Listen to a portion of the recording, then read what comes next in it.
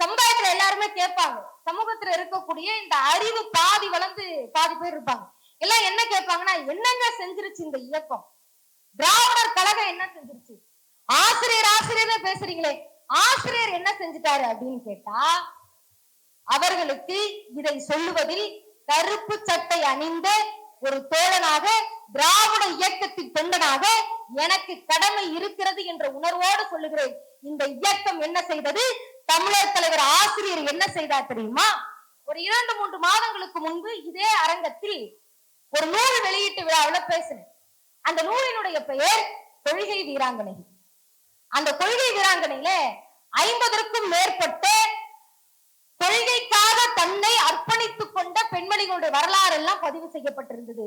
அருமை தோழர்களே, அந்த 54 பெண்களை மட்டுமல்ல, 1000 கொள்கை வீராங்கனைகளை உருவாக்கிய தலைவர் திராவிடர் கழகத்தினுடைய தலைவர், தமிழர் தலைவர் ஆசிரியர் என்பதை நெஞ்சுரத்தோடு இங்கு சொல்ல கடமைப்பட்டிருக்கிறேன். இன்னொரு செய்தி என்னன்னா, நம்ம ஏதோ வந்தோம் பேசணும்னு இருக்கக்கூடாது இல்ல. ஆதாரத்தோட பொய்ய பேசிட்டு போறதுக்கு ஆர்எஸ்எஸ் காரங்களும் பிஜேபி காரங்களும் இருக்கிறாங்க. ஆதாரம் இல்லாம நம்ம ஆதாரத்தோட பேசணும் இல்லையா? இந்த ஆதாரம் என்பது பெரியார் திடலிலே நடைபெற்ற சுயமரியாதை திருமணங்களுடைய பட்டியல். இதை யார் வேண்டுமானாலும் போய் திருமண நிலையத்துல போய் பார்த்துக்கலாம். கடந்த 5 ஆண்டு காலத்தில் 5000த்திற்கும் மேற்பட்ட ஜாதி மறுப்பு திருமணங்களை செய்து வைத்து இந்த நாட்டில் அமைதி புரட்சியை செய்த தலைவர் திராவிடர் கழகத்தினுடைய தலைவர், தமிழர் தலைவர் ஆசிரியர் வீரமணி என்பதை இந்த மன்றம் மறந்துவிடக் கூடாது, மக்கள் மறந்துவிடக் கூடாது.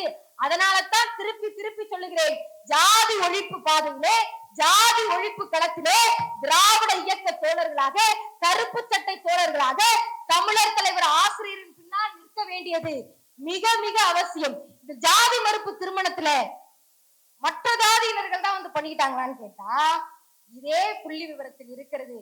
பார்ப்பனர்கள் இணையேற்பு விழாவும் பெரியார் திடலில் நிகழ்ந்திருக்கிறது என்று சொன்னால், இதுதான் தந்தை பெரியாரின் வெற்றி, இதுதான் திராவிட இயக்கத்தின் வெற்றி, இதுதான் திராவிட இயக்க கொள்கையின் வெற்றி என்பதை சொல்லிக்கொண்டு இறுதியாக ஒரே ஒரு செய்தியை சொல்லி நிறைவு செய்கிறேன் தோழர்களே. இங்க வந்திருக்கக்கூடிய இளம் தலைமுறையில் எல்லாருக்கும் தெரியும், நம்ம எல்லாருக்குமே தெரியும், உயிர் யாருக்கு எழுதுவோம்?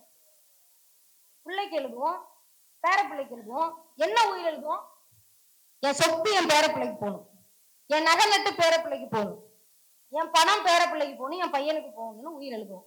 ஆனால் உலகத்திலேயே நான் இறந்து போனதற்கு பிறகு எனக்கு எந்தவித மூட பழக்க சடங்கு சம்பிரதாயம் செய்யக்கூடாது என்று உயிர் எழுதி அதை வீட்டில் பிரேம் போட்டு மாட்டிய தோழர்கள், தொண்டர்களை கொண்ட ஒரே இயக்கம் இந்த திராவிட இயக்கம் தான், இந்த திராவிடர் கழகம் தான் என்பதை சொல்லிக்கொண்டு 90 வயதை கடந்தும் புகழாமல் தந்தை பெரியாரின் கொள்கையை கையில் ஏந்தி கொண்டு ஜாதியை ஒழிப்பேன், ஜாதியை ஒழிப்பேன், ஜாதியின் கடைசி நாளத்தை ஒழித்து கட்டியே தீர்வேன் என்று தள்ளாத வயதிலும் சுற்றுப்பயணம் மேற்கொண்டு கொண்டிருக்கக்கூடிய எங்கள் தமிழர் தலைவர் ஆசிரியருக்கு வணக்கத்தையும் நன்றியையும் தெரிவித்துக் கொண்டு இறுதியாக ஒரே ஒரு செய்தி.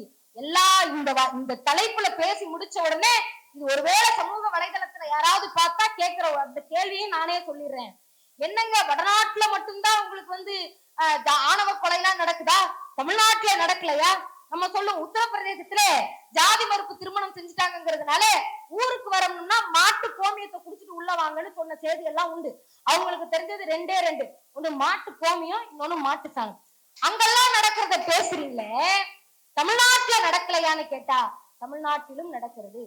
அங்கொன்றும் இங்கொன்றுமாக ஆணவ கொலை நடக்கிறது. ஆனால் இந்தியாவிலும் நடந்தது, தமிழ்நாட்டிலும் நடந்தது. ஆனால் ஒரு மாநிலத்தினுடைய முதல்வர் திராணியோடு துணிச்சலோடு ஆணவ படுகொலைக்கு எதிரான சட்டம் ஏற்ற ஆணையத்தை அமைத்தே தீர்வேன் என்று சொன்ன முதுகெலும்புடைய முதலமைச்சரை இந்த தமிழ்நாடு பெற்றிருக்கிறது. அந்த முதலமைச்சரை வழிநடத்தக்கூடிய இடத்தில் நம் தலைவர் இருக்கிறார் என்ற பெருமிதத்தோடு என்னுடைய இருக்கையில் அமர்கிறேன்.